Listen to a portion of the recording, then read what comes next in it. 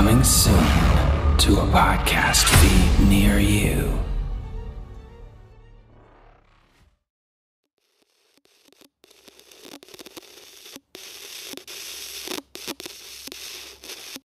Hello, my name is Arthur D. Hart, and I'm the owner and lead writer of Dreadwood Press Radio. Dreadwood Press Radio is a show about a crime-ridden town high up in the mountains. It starts off as an anthology where you hear about a gothic cowboy and a mysterious pawn shop on the edge of town where not everything in the forest is quite as it seems.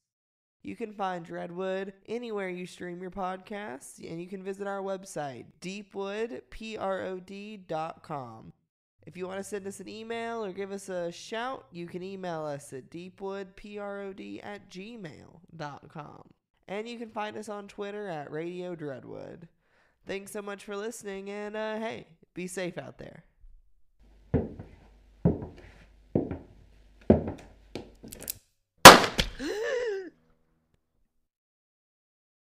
Are you looking for a show that has compelling villains? It's too late, mage slayers. Noble heroes. Face me, you tentacle! High stakes. What the hell is that? A bit of an anticlimax. Even higher stakes. There really is no peril here at all. What about violence? We don't touch. Twists. What a fucking twist. More twists. Fuck. What about more violence? More noble heroes and compelling villains? There is nothing worse that you can do to me. I really don't know why we're fighting. Is there a chance we could just talk it out? What about extended scenes with running and fearful laughing? No Return has some of that stuff, and more. Like this beautiful song that's actually about pegging. The hole's been torn, and I can't stay. So be sure to check out No Return wherever good podcasts, and also bad podcasts, wherever any podcasts are generally found.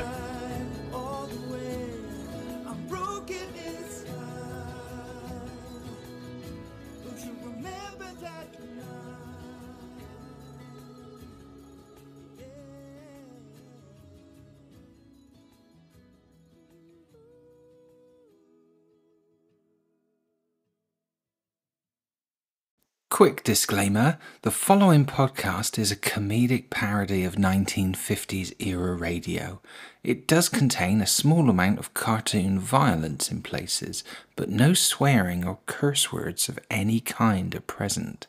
However, it is loaded to the gunwales with as many innuendos and childish examples of smut as we could possibly manage, and it's completely filthy from start to finish.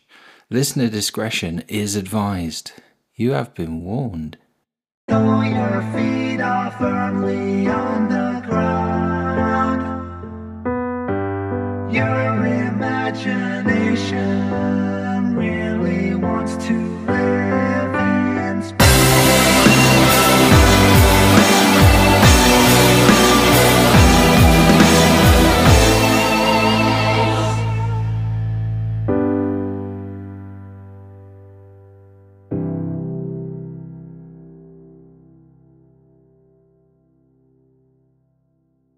You're listening to Strange New Worlds and Spaced Out Tales, a sci-fi audio drama anthology podcast.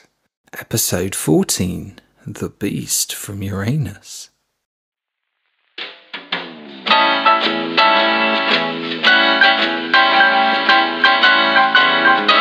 You're listening to WANCR, Wider American Network Community Radio. From small towns to the big city.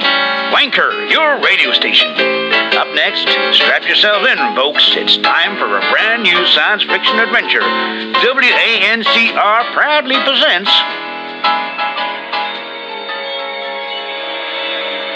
Astounding Tales of Space and Beyond. Sponsored by cancer cigarettes with a super smooth flavor. Every puff exudes pure sophistication and delivers unmatched satisfaction. Don't just smoke any old cigarette. Smoke cancer cigarettes and add a little ooh la la to your smoking pleasure. Astounding Tales of Space and Beyond presents The Beast from Uranus.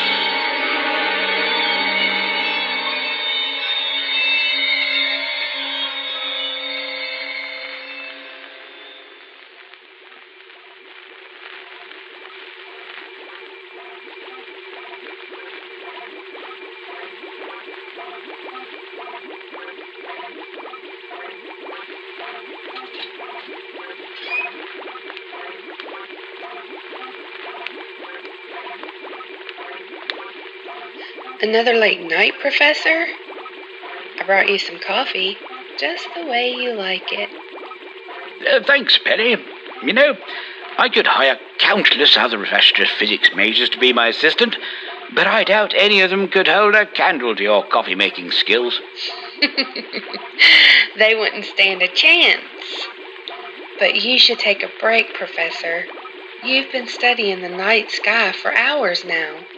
Science never sleeps, Penny. Remember that. The endless wonders of the universe won't discover themselves, you know.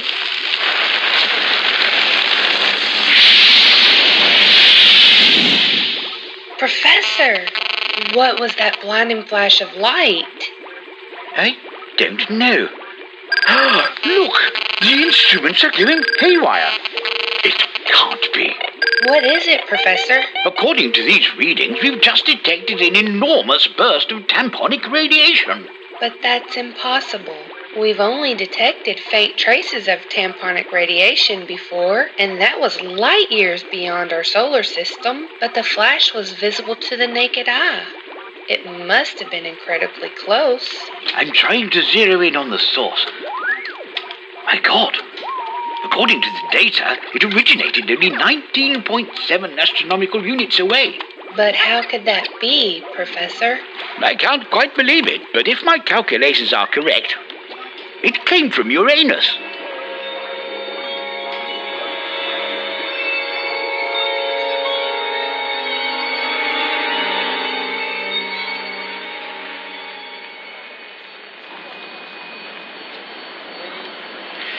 There she is, Skipper. The USS Penetrator. The greatest starship mankind has ever produced. She's a beauty, all right. I could gaze at those sleek curves all day long. I just can't wait to get inside her and ride her to the moon and back. Patience, Gordy. We'll be taking her for a test drive soon enough. Attention. Major Morrison and Lieutenant Bennett. Report to General Hoover in the briefing room immediately. Strange. We've already had our full mission briefing. Aw, shucks, Skipper. They better not be canceling the mission. General Hoover has personally come all the way here from the Pentagon. This must be something important, Gordy. We'd best get over there.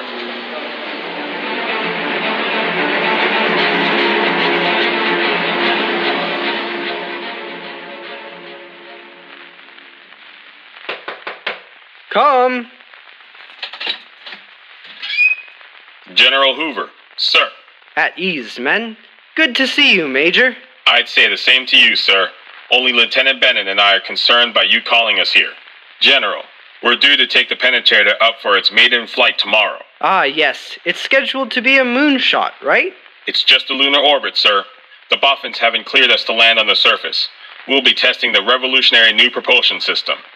They tell us we should be able to get there and back within 14 hours. And if all goes well, we're scheduled for a full lunar landing in a couple of weeks. 14 hours. Incredible. However, I have to inform you that you won't be going to the moon tomorrow. With respect, sir, why? We've been planning this mission for months. The ship is all ready to go, and so are we. Easy, Gordy. But, General, the lieutenant is correct. This is a critical mission, top priority. There's no other team even remotely prepared to pilot the Penetrator. Gentlemen, let me put your minds at ease. You will be piloting the Penetrator tomorrow as planned, but your destination has changed. Sir, I don't understand. Don't worry, all is about to be revealed. May I introduce you to our esteemed guest, Professor Godfrey McBrainious. Professor McBrainious? The Professor McBrainious? Professor, it's an honor to meet you, sir. Greetings, gentlemen. The honor is all mine. As you know, the Professor is the world's most eminent scientist in the field of space exploration and research. You flatter me, General. Let me introduce you to my assistant, Miss Penny Aspen. Pleased to meet you both. My first trip to the spaceport, and I get to meet two real-life space heroes. What more could a girl want? Right. Apologies for my brevity, but we must get down to business. The Professor is going to brief you on an astounding recent development. Thank you, General. Gentlemen, yesterday evening, at just after 2100 hours, we detected an anomaly at the edges of our solar system. A bright flash was observed, along with a massive discharge of tamponic radiation. Gee, what's tamponic radiation? Are we in danger? No need to be alarmed, Lieutenant. We are quite safely shielded from the effects by the Earth's atmosphere. Tamponic radiation is a phenomenon we'd hitherto only witnessed with the aid of the longest-range scanners and telescopes. We'd only ever seen traces of it in other galaxies millions of light-years away from Earth. This limited our research to little more than speculation, but all that changed as of yesterday evening. With the new data we've gathered, our understanding of tamponic radiation has increased tenfold. We believe the radiation is typically contained within solid rock, but under the right conditions it can be released in large bursts, like the phenomenon we witnessed last night. The sheer power released was many orders of magnitude higher than any form of energy we've ever discovered here on Earth. Higher even than that of a nuclear fission reaction. If this could be harnessed, well, it would be the most significant discovery in human history. Imagine it. An almost limitless source of energy, with unrivaled power and efficiency. We estimate just a few pounds of tamponic rock could have the potential to power the entire planet for centuries. And that's not all. With advanced refining, we believe it could fuel the next generation of spacecraft, allowing for propulsion systems that could propel a craft at close to or even beyond the speed of light. Mankind could finally fulfill its dreams of reaching the stars. Well, that's truly incredible, Professor. And you believe there's some kind of deposit in this tamponic rock within our solar system? Indeed. I've confirmed the source to be on the surface of the planet Uranus. But, Professor, that's impossible. Everyone knows Uranus is just a ball of gas. It has no surface. That's what we believed for decades. Even our deep space probes hadn't been able to expose the true nature of the planet. But during the release of the tamponic radiation yesterday, for a few brief seconds, our scanners were finally able to get a look at the true nature of Uranus. I can confirm that, contrary to everything we thought we knew, beneath the layers of dense atmosphere there is a solid surface. A surface littered with massive concentrations of tamponic rock. And that's where you gentlemen come in. We won't have been alone in noticing yesterday's display. The Soviets will almost certainly be aware. We have to ensure that the United States is the first nation to lay claim to Uranus, along with the great benefits that this source of energy could provide. There's also the potential for it to be used to create terrible weapons, the likes of which the world has never seen. We must ensure that this power does not fall into the wrong hands. The USS Penetrator is the fastest spacecraft ever built. At present, we estimate that the Soviets are at least a year behind in terms of producing anything that could ever remotely match it. So, currently, we have the advantage, but who knows how long that might last. With the prize as big as this, there is sure to be pulling out all the stops to catch up. We can't risk letting that happen. Gentlemen, your mission is now the most important in human history. you're going to carry out the first manned spaceflight to Uranus. Sir, we were confident about the lunar orbit. In fact, we were a little disappointed we didn't get clearance to jump straight to a lunar landing on the maiden voyage. But this? The measure is right. Uranus far exceeds any distance the Penetrator was originally designed for. And when we get there, we'll be attempting to fly through an impenetrable atmosphere onto an unmapped surface that we didn't even know existed until just a few hours ago. I won't sugarcoat it. This will be, without doubt, the most dangerous space mission ever undertaken, but also the most crucial. However, you won't be alone up there. The professor will be accompanying you. Indeed. Once we get closer to Uranus, with modern sensors and scanners, I predict we will be able to safely map the entire surface of the planet as we approach. Are you certain you can do this, Professor? That's a lot of work for one person. Well, I won't be doing all the work. I'll have Penny to assist me, of course. Hold on just a minute there, Professor. Absolutely. No disrespect intended, Miss Aspen, but a spacecraft is no place for a civilian. Gentlemen, I assure you, Miss Aspen is a very capable scientist, and she and the professor will be spending the next few days until launch being fast-tracked through the basics of astronaut training. That's right. Rest assured. We'll be ready and fully prepared. And if you're not already convinced by Penny's scientific abilities alone, I can say from personal experience that she's also an excellent cook, and she makes the best cup of coffee I've ever tasted. Well, in that case, welcome to the team. Excellent. You four are about to make history. Uranus awaits.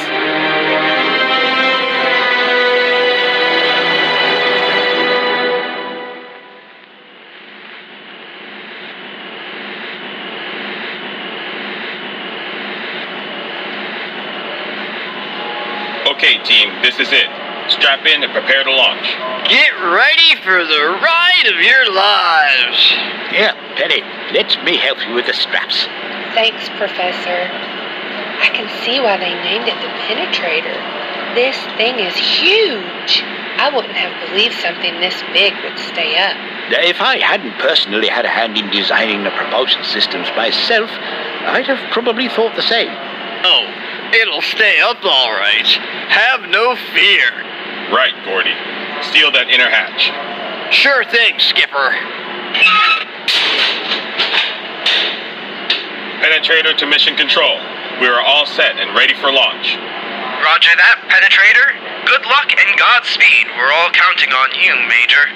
Heat up the burners, Gordy.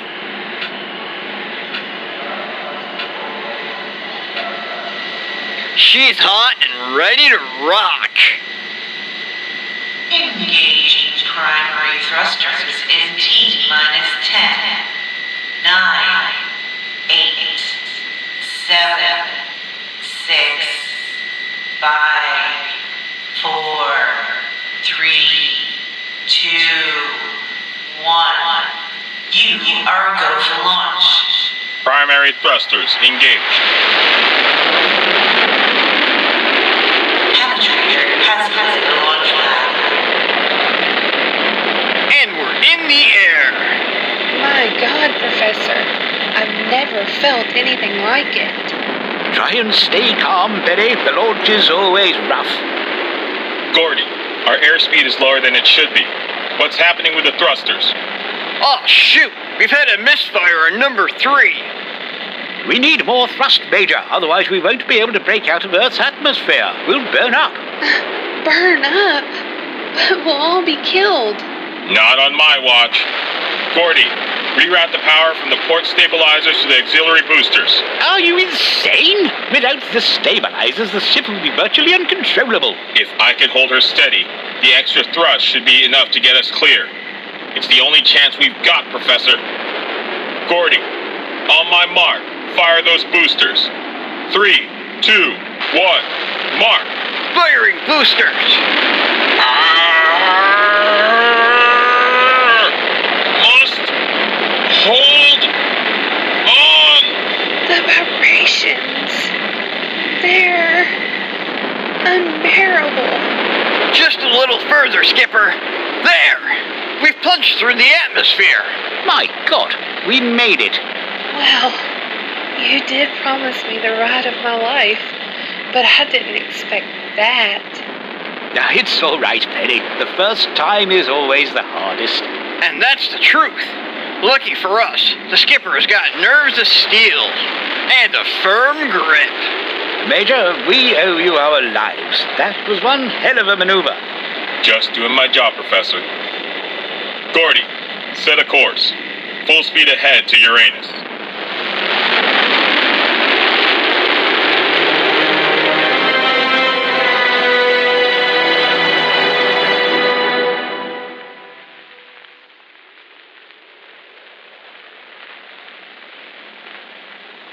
This ship is truly remarkable, Professor. We're less than a week out from Earth, and we've broken pretty much every speed record in spaceflight history. If we keep this pace up, we'll reach Uranus in a matter of days. The Penetrator is an incredible piece of modern engineering. But if we succeed in our mission, the next generation of propulsion systems that we could build are set to go even faster, Lieutenant. Gee, I'd like to see that. You'll do more than see it, Gordy. I have a hunch you'll be the one piloting them. Great. You're all here. I've made coffee. Oh, what would we do without you, Penny? We'd have to make do with that swill from the food synthesizers. Or worse still, suffer Gordy's attempts at making coffee. Hey! Seriously, though, Penny, I was skeptical about you accompanying us on this mission, but clearly we couldn't do this without you. Indeed. That lamb stew you cooked for dinner last night was delicious. Well, I help out whenever I can. But Major, I am a scientist and naturally curious after all. There's a few things about the ship that I've just been dying to ask you about. Go right ahead, Penny. Well, firstly, you and the lieutenant are both here in the galley, so who's flying the ship? Oh, that's easy. We have an autopilot. Autopilot? You mean the ship can fly itself? Kind of. Gordy and I handle the complicated procedures, takeoff, landing, and complex course changes. But when we're out in space, on a straight heading, the autopilot handles that. How does it work? It's very complex, Penny. It uses a highly advanced computer. To put it in simpler terms, think of it like the timer on the kitchen stove. You can set the temperature and how long you want the food to cook, and timer knows when to turn down the heat without you having to worry about it. Well, that makes sense. And what about air? There's no air in the vacuum of space. How come we're all able to breathe here in the ship without oxygen masks? Again, another piece of hugely complex technology. The entire ship is pressurized, and the life support systems ensure that we always have the optimal supply of breathable air. But why doesn't the air just leak out into space? The entire ship is completely airtight. She's sealed up good and proper. I'd liken it to when you put a lid on a saucepan. It keeps the steam locked in tight. I see. But what about gravity? Shouldn't we be floating around completely weightless? Artificial gravity. It's almost imperceptible, but the entire central core of the ship rotates. This generates centrifugal force that simulates the gravity on Earth that we're all used to almost exactly. I'm afraid you lost me there, Professor. You know how a washing machine spins, and the clothes are forced to the outside of the drum? In a way, that's what's happening to all of us right now. The rotating motion is pushing our bodies down to the central point, which we now perceive to be the floor. That's why this wonderful coffee you've made doesn't just float right out of the cup. Well, thank goodness for that.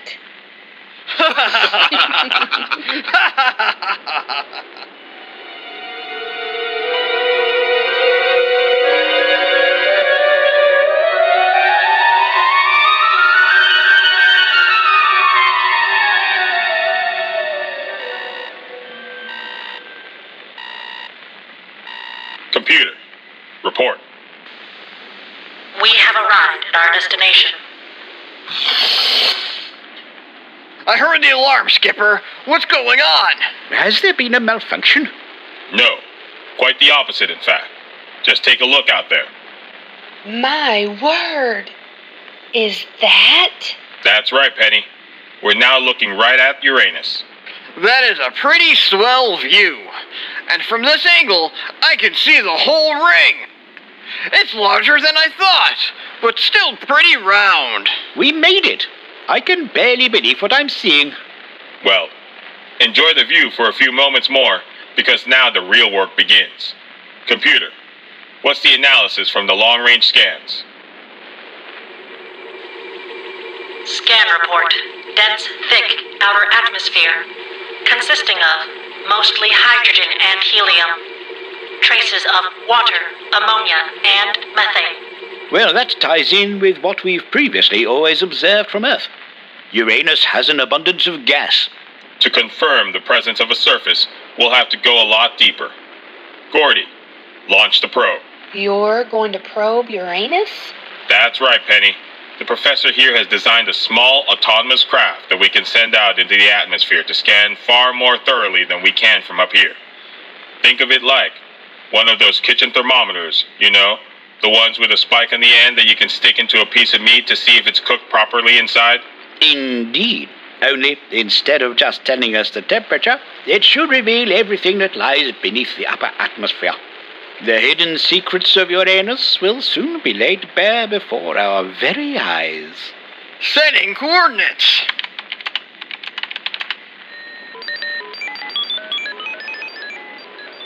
She's away.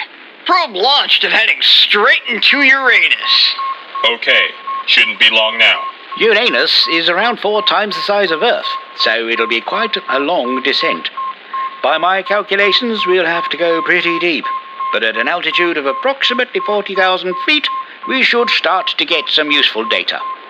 Computer, status. Probe currently at 100,000 feet and falling. Slight thinning of the atmosphere detected. What are you expecting to find down there, Professor? To tell you the truth, I'm not 100% certain. No one has ever probed Uranus this deeply before. But somewhere in there, there's a previously undiscovered solid mass. That's what we're looking for. Warning. Radiation detected. Those readings are off the chart. What do you make of it, Professor? My God, we're picking up definite signs of tamponic radiation. That confirms it. This was the source of the power surge we observed back on Earth. Are we safe? Isn't radiation extremely dangerous? Oh, we're quite safe, Penny. Tamponic radiation has completely different properties to alpha, beta, and gamma radiation. What kind of levels are you seeing? Calculating now. The probe is at 75,000 feet, and we're picking up a reading of over 2,000 tampons. That's mighty impressive, even at that high an altitude. But no sign of a surface yet. Patience, Gordy. We still have to go a lot deeper yet. Probe currently at 50,000 feet and falling. Major atmospheric changes detected. Major atmospheric changes? What kind of changes? Good Lord, we're seeing a complete change in the atmospheric makeup. 78% nitrogen and... surely not. Professor, what is it? Oxygen, 21%. Major, below 50,000 there's air, almost identical to the atmosphere on Earth. You don't mean... Indeed. If we can get down there, we'll be able to breathe unaided. Astonishing. We still gotta find something to land on first. Oh, wait. Skipper, we're losing the signal from the probe. Computer, boost signal. Contact with probe. Lost. Darn. Wait, I'm getting the final telemetry readings from the probe now. We didn't lose the signal at all. The probe collided with something solid. That's our surface right there. Was the probe able to relay back any geological data? Indeed. I'm extrapolating it now. I should be able to generate a 3-dimensional map of about 100 square miles around the area where the probe descended. There. Oh, my. Would you look at that? That's incredible. The entire surface of Uranus is full of mountains, valleys, and deep craters. The probe hit the ground smack bang in the middle of that huge crater right there. right where the tamponic radiation readings are highest. That sounds like our landing spot. Right, Skipper? Roger that, Gordy. Everyone, strap in and prepare for descent.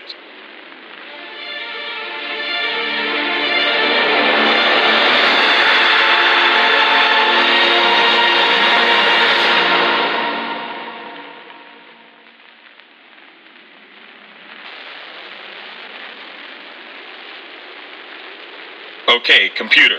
Engage final descent protocols. Final descent protocols engaged. Keep her steady, Gordy. I'm trying, Skipper, but the gas from your anus keeps scrambling the sensors. Control her by feel. The sensors won't help us much on this landing.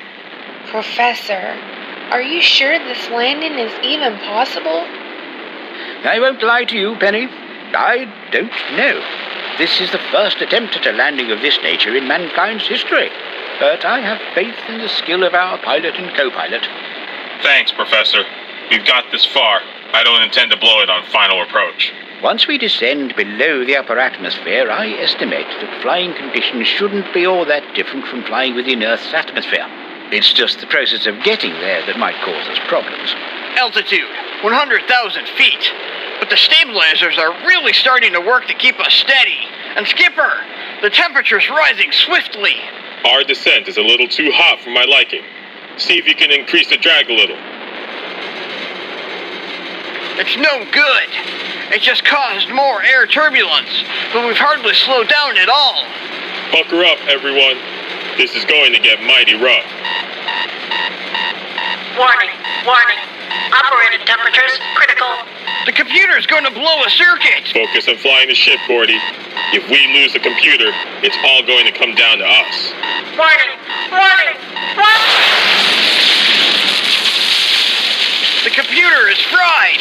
Oh my God, fire! The computer circuits burning out must have ignited the wiring inside the console. Professor, the red button to your right. That's the emergency foam ejaculator control. Press it, and it'll extinguish the fire. Righto.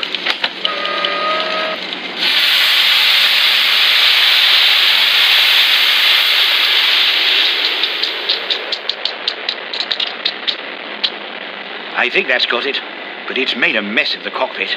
And knocked out the last of the external sensors. There.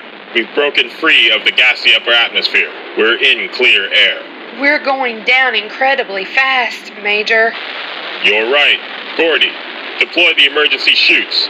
Chutes deployed. Darn it. One hasn't opened. We're slowing down, but not as much as we need. Okay. This is going to be one hell of a risk. But I'm going to arc our course around and bring her down as softly as I can. As soon as we touch the ground, Gordy, I need you to force the emergency brake on as hard as it'll go. This is it. Everyone, brace for impact. Now, Gordy, fire the retros, full reverse.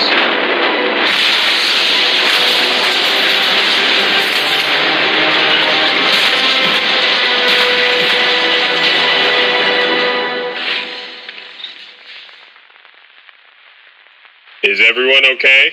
Gordy. Only a slight sprain from yanking on the brake handle. Luckily, I used my right hand. Otherwise, A-okay, Skipper. Professor? It takes more than a rough landing to shake me up. Penny? Is she breathing? Yes, thank goodness. She must have blacked out with the G-force, but she'll be fine. What's the damage, Gordy? Not good, Skipper. Every major system has suffered near critical damage. Frankly, it's a miracle you got us down at all, Major. Oh, my head. What happened? Welcome back, Sleeping Beauty. You missed all the action. Have we landed? It was more a controlled crash, if I'm being perfectly honest. But we're here, and we're all alive. Ah, shucks. The hull has been breached. Well, that proves one thing. There is breathable air on Uranus, or we'd all be dead for sure by now. And it's not cold either. Being this far from the sun, I thought the surface would be covered in ice. That is strange. Even my best estimates put the external temperature on Uranus at around minus 22 degrees Fahrenheit. But clearly we haven't all turned into popsicles. But that's impossible! How can it be this warm here? The gassy upper atmosphere must also work as an extremely efficient insulator. Not only is it trapping this breathable atmosphere in, it's keeping the heat in too. That's pretty ironic. First, this planet does its best to kill us. Now it's doing its damnedest to keep us alive. I guess there's nothing else for it. Let's go outside and survey the extent of the damage to the ship.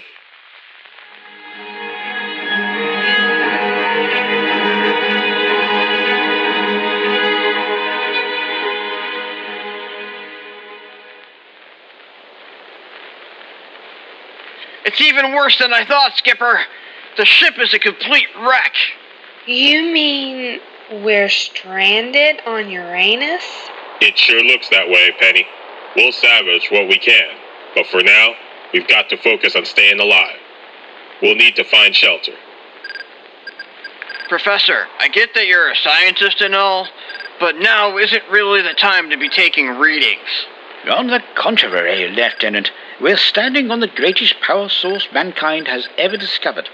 I would be neglecting my duty if I didn't analyze it as thoroughly as possible. Who knows? There might be sufficient resources for us to find a way off this rock. That's the spirit, Professor. If anyone can figure this out, you can. I'm picking up some very strange readings from that rock formation over there. Nothing like what we were picking up in orbit. I think there might be a natural cave formation over there. If it gives us somewhere safe and undercover, that's our base camp. Let's grab some supplies from the ship and go check it out.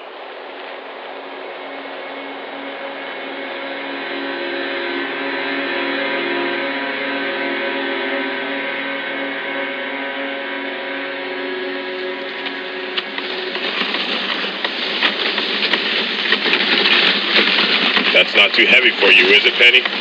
It's all right, Manger. I know how to pull my weight. I still don't see why we had to drag all this equipment along with us. I didn't want to take any chances. All of this equipment will give us the best chance of survival. Look! What is that? Professor, what do you make of this? I can't quite believe it, but it appears to be the fossilized remains of a bipedal life form. You mean someone has visited Uranus before? Not someone, Penny. Something. While the fossil looks human-like, it's absolutely not human. Aliens? I can't be certain, but I'd say these remains have lain here for over a century. Wait. I'm getting a truly strange reading. Something quite distinct from the tamponic radiation all around us. There. Do you see the light glinting off those rocks? That's clearly a metallic object. Skipper, if I didn't know better, I'd say that was some kind of spacecraft. He's right. Astounding. It's no alloy found on Earth. This is 100% alien technology. But what were the aliens doing here? And what happened to them? There's a small glowing orb on the ground near the side of the ship. Any idea what it is, Professor? Let's have a look, shall we? I can see what looks like some kind of lens. I wonder if it's a projection device of some kind. And these feel almost like buttons or switches. Be careful! It's alien technology! It could be anything! Well, I seem to have found the on switch. Look, it's lighting up. It's a projection device. The holographic projector. It's producing a 3D image. I think it's some kind of message from the aliens.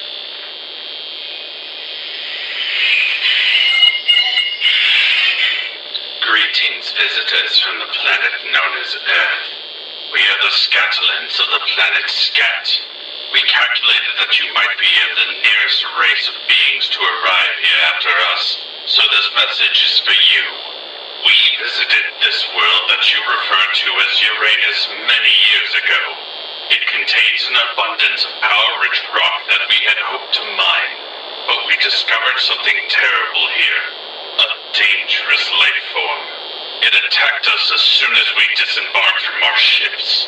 It killed the crew of our lead ship, but we, the the crew of the second ship were able to imprison it in a nearby cave system.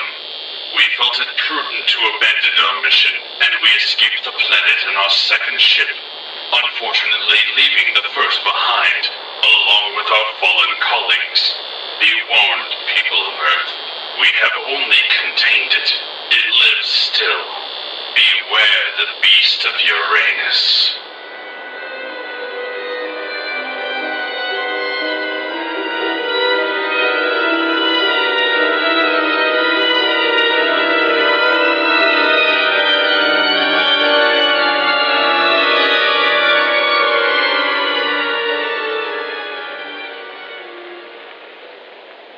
We shouldn't stray much further from the crash site of the Penetrator. You all heard the Scatolon's warning. But the message dates from over a century ago. Nothing could have survived here all that time alone. So you believe the beast is dead by now? Well, I can't be 100% certain, but I'd wager it's the most likely possibility. All the same, we should be cautious. Major, I've detected a massive spike in tamponic radiation. It's from just south of our position. There, that rock formation is clearly the entrance to a cave, but it's been barricaded somehow. The readings coming from it are off the charts. It's like a solid cover of tamponic rock. We've got the field laser. Can we try blasting our way through it? It's worth a shot. Finally! I've been waiting to fire this baby for months. Boys and their toys. While you're setting the laser up, I'll rig up a makeshift stove. I fancy we need a hearty meal after today's excitement.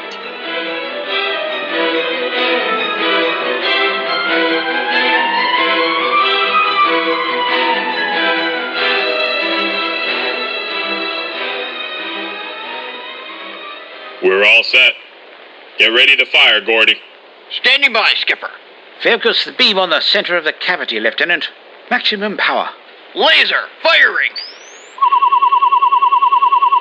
It doesn't seem to be having any effect, Professor. Indeed. Not surprising, really. I estimate the radiation levels of the rock to be around 10,000 tampons. That's enough to absorb almost anything. But wait, this is a little outside of the box. But what if we deflect the beam off that other tamponic rock formation over there? The transference should reverse the polarity. That might just work. It's a long shot, Professor, but worth a try. Gordy, realign the beam. By my calculations, an angle of exactly 57.3 degrees should have the desired effect. 53.7 degrees. All set. Firing again. It's working. We're cutting through. Okay, cut the laser, Gordy. We're in.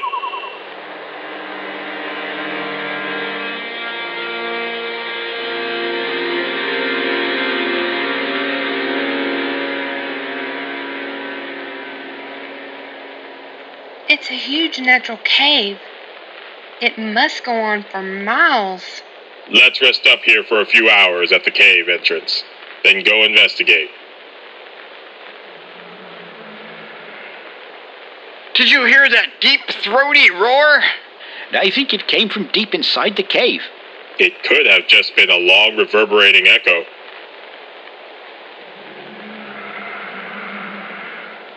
That was no echo. There's something down there.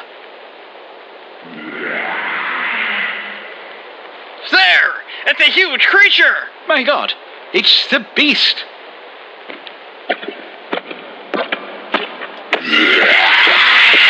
I'll try and scare it away with the laser.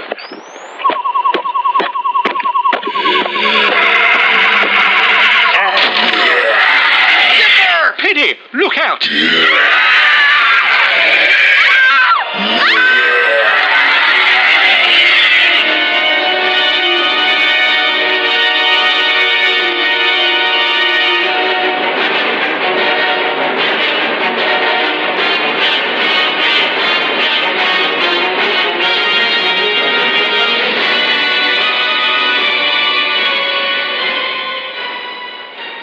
Skipper, are you okay? Oh, my head. I took a fair old knock there. What happened? I was wrong. The beast, it lives. It's been here the whole time, and we've released it. Is everyone okay? It grabbed Penny, Skipper. It carried her off into the cave. Penny? No! It's all my fault. If I hadn't been so obsessed, this would never have happened. Now poor Penny is lost at the mercy of that hideous creature, trapped deep inside Uranus. Get a hold of yourself, Professor. We'll get her back, you'll see. But how, Skipper? We can't fight that thing. It's way too strong. And we have no weapons. The laser had no effect on it whatsoever. Hitting it with the laser directly had no effect. But what if we tried deflecting the beam, like we did when we blasted our way into the cave? What did you call it, Professor? Reversing the polarity? It might work, but deflecting the beam off nearby rocks out here in the open was easy. Inside a narrow cave, against a moving target, the beast would be upon you before you'd have time to line up the shot. Darn it! There must be something we can do! Wait, I have an idea. It's so obvious. I don't know why I didn't think of it before. Major, grab a small chunk of rock. The detritus on the ground over there from where we blasted our way into the cave will do. Just as long as it's tamponic rock with a high tampon concentration. Like this? Perfect. Now, if I can insert this rock into the assembly of the field laser... The beam will pass through it! Reversing the polarity immediately. Exactly. This will give us a portable weapon we can fire straight at the beast, hopefully pacifying it. It's risky, and we'll probably only get one shot at it. This has to work. Let's go.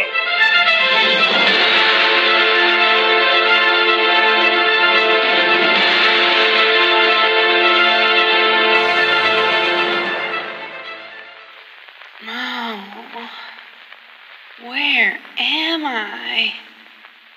How did I get here?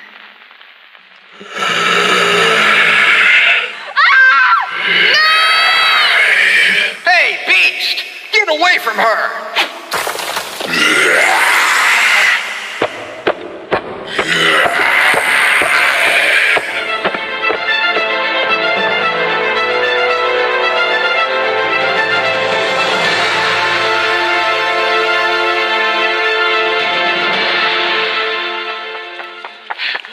Skipper!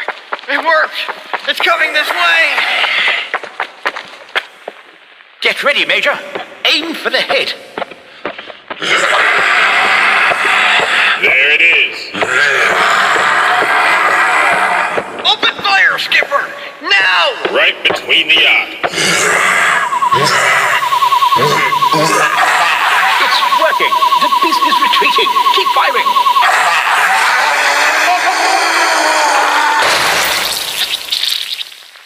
You got it, Skipper! The beast! You blew it to smithereens! And not a moment too soon. The laser is all but burnt out. Let's hope we're not too late. Penny, can you hear me? Professor! Over here! Help! There she is. Penny, are you okay? Yes, thank God. You saved me. I thought the beast was going to eat me for sure. You don't have to worry. The beast won't be bothering anyone ever again. We've put it out of commission. Permanently. Indeed. The beast from Uranus was no match for human ingenuity. What's that? Strange. It feels like an earth tremor. If my calculations are correct, the expelling of the laser's energy has set off some kind of seismic reaction. We have to get out of the cave. Hurry!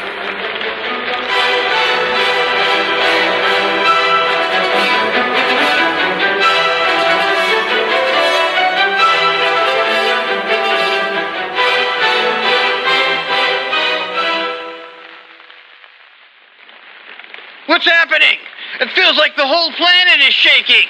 Dear God, the entire surface of Uranus appears to be collapsing in on itself. But we're trapped here. We'll be killed. We've no way to escape. We've got one hope. We have to get to the Scatolon spacecraft. Run!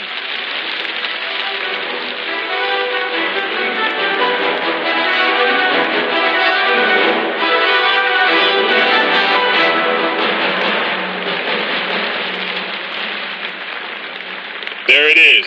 Professor, can we get inside? Major, this craft has been sitting idle for over a century. It will be a miracle if it can fly. And it's alien technology. We don't know the first thing about how it works. We'll worry about that once we're in. I don't see any doors or openings. It looks like it's somehow completely sealed. And the ground is breaking apart beneath us. Hey, look! That cavity on the side of the ship. It's about the size of a human hand. Maybe if I slide my fist in... It opened! Great work, Penny. Everyone inside.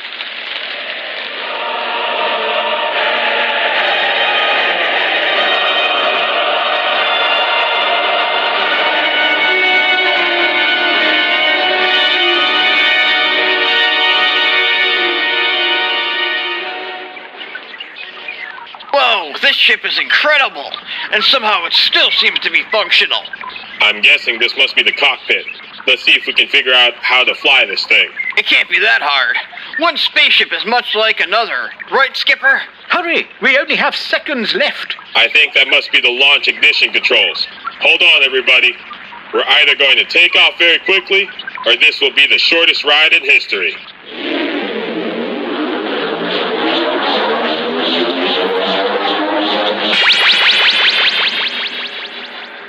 We're up!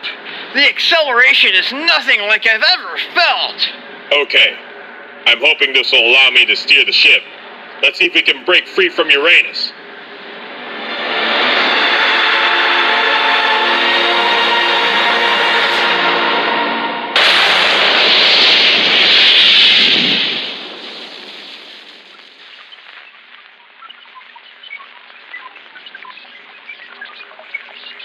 Phew! That was too close. We escaped the blast by inches. Look! The explosion has sent all that tamponic rock up into the atmosphere.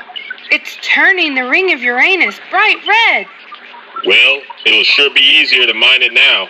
Speaking of which, although we didn't have as much time on the surface as I'd hoped, I did manage to gather up a small number of tamponic rock samples. I wish we'd gotten more. All we have to show for the mission is a small bag of rocks. This might look like an insignificantly small number of rocks, but the energy contained within them will change the world as we know it. How so, Professor? Just these few rocks contain over 50,000 tampons worth of energy. That's a lot of tampons. Indeed. Look at it like this, Penny. The energy contained within just these rocks could power the stove in every kitchen on Earth for over 2 centuries. Looks like I'll be busy then. Remember, this mission has also verified a near-endless supply of more tamponic energy, and we discovered that Uranus is solid under all that gas, although I don't know how much of it is left now. We also found the first evidence of an alien civilization. We have commandeered this incredible alien spacecraft which will revolutionize future space travel, and discovered a dangerous and hostile alien life form. And vaporized it. It's true. This craft is probably several generations beyond our current technology. She makes the poor old Penetrator look like something from the last millennium. Well, she may be fast, but I'll be reserving judgment until I've figured out how to use the kitchen.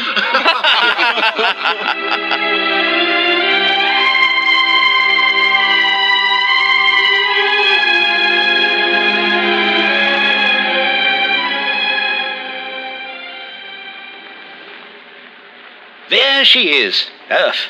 We broke every speed record getting to Uranus in the Penetrator, then smashed those very same records on the return journey. Back home inside 3 Earth days?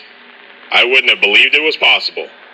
You know, before we had the ship over to the boffins on Earth to reverse engineer her, we ought to give her a suitable name. How about the Angel of Uranus? Well, she did save our lives when Uranus was about to explode. That settles it then.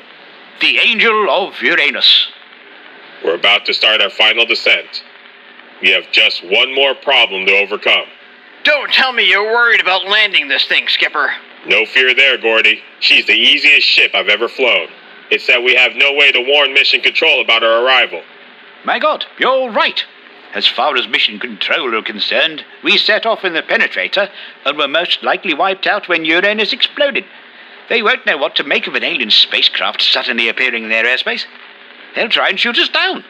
With all its incredibly advanced technology, there must surely be a radio on this ship, right?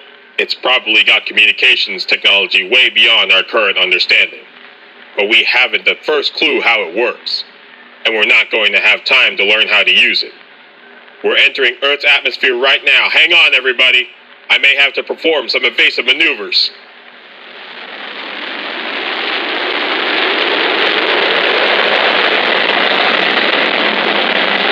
We're closing in on the spaceport. Missile launches detected, Skipper. You were right. They're treating us as a hostile. Hold tight, everyone. Let's see just what this bird can do.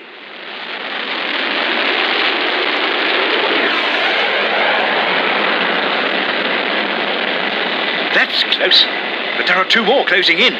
This craft is agile, but we'll only have seconds to react to avoid them. I'll swerve away from the first. Then on my mark, Gordy, fire the reverse thrusters to maximum.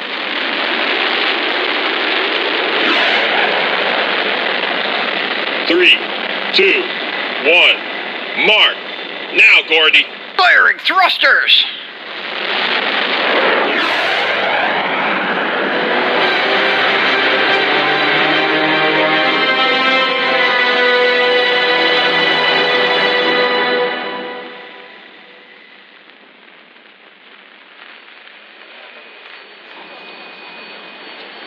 Occupants of the unidentified craft, you are completely surrounded. Disembark immediately or face the consequences.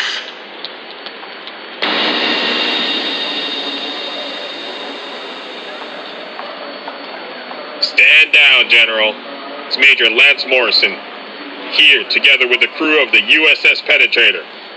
Mission accomplished, sir. By the stars! We thought you were all lost when Uranus exploded.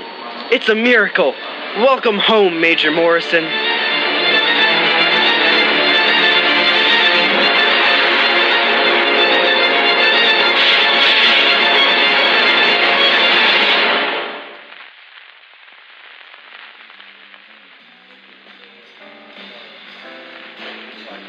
Penny, you look ravishing. I'm so happy you agreed to meet me for dinner. Well, when a handsome major in the Space Corps asks you out on a date, it's hard to refuse. Actually, it's General now. General, is it? Am I expected to salute you? No, at ease. But I'm off duty right now. I prefer it if you call me Lance. Lance it is. So, how will the Space Corps be putting their new general to use? I've been put in charge of the whole Uranus mining operation. The professor believes that there are over 2 million tampons worth of energy just floating around Uranus waiting to be gathered up. Oh. Then I guess you won't be spending much time here on Earth from now on? On the contrary, I've insisted on being Earth-based. Let young whippersnappers like Gordy have their moment in the limelight. I've achieved everything I ever wanted to in space. Rest assured, I'll never be going anywhere near Uranus ever again. But won't you miss the danger and the excitement? I've been mulling this over for a long time. This last mission was always going to be my last. I've spent so much time up in space, so maybe it's time I spent a bit of quality time here on Earth. I'm actually thinking of settling down. And who, pray tell, were you thinking of settling down with? Well, to be honest, I've not known many women who'd have the fortitude for a dangerous space mission, let alone spending that mission in the company of a hardened veteran Space Corps astronaut. Not many women understand a man like me, but you're different, Penny. What I'm trying to say is, my home is humble but modern, and my kitchen sure could use a woman's touch. Would you do me the enormous honor of becoming Mrs. Penny Morrison?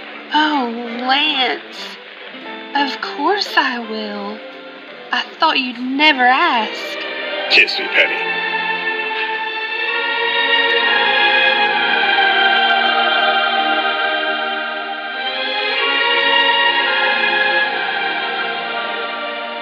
And to think, we owe all of this to Uranus.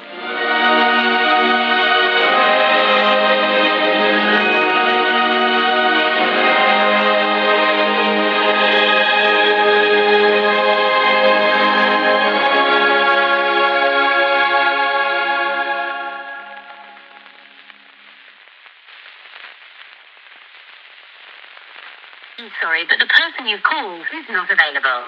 Please answer the phone. You can your message, just hang up, or to hear more options, please press 1.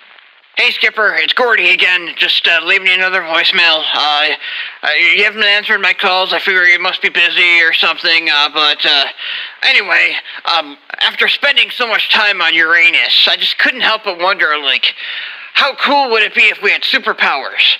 I don't know about you, Skipper, but for me, I would like to shoot lasers from my eyes. I just think that would be the coolest thing. It really would have come in handy when we fought that beast from Uranus. But, Skipper, this was Gordy. Just, give me a call back when you can. Bye.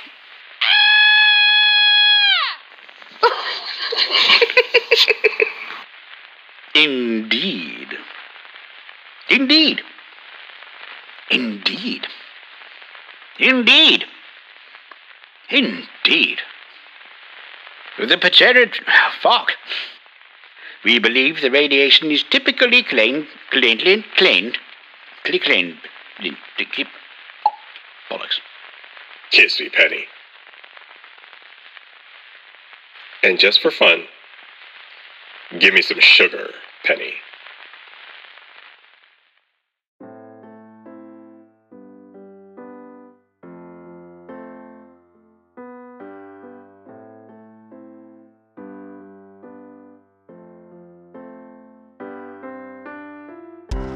You've been listening to Strange New Worlds and Spaced Out Tales. Episode 14, The Beast from Uranus, was written by Jim Cogan, with editing and proofing by Paul Lawley-Jones, and starred Cisco de Guzman as Major Lance Morrison, Stephen Newhand as Lieutenant Gordy Bennett, John Kennard as Professor Godfrey McBrainious and the radio announcer, Marie Grace as Penny, Nathanael Lipidarov as General Hoover, Alexis Parker as the ship's computer, Joe Kilcar as the Scatterlon alien, Kat McQueen as the spaceport announcer, and Jim Cogan as the Beast from Uranus. Production and sound design were by Jim Cogan, opening theme music by Jim Cogan, and all incidental music and sound effects were licensed from Envato Elements. If you've enjoyed this episode, then please do subscribe, like, maybe even leave us a review wherever you get your podcasts. You can also visit our website at snwasot.com, and you can follow us on that social media platform that used to be called Twitter, twitter.com/snwasot. Or you can email us, email at snwasot.com. Until next time, thanks for listening.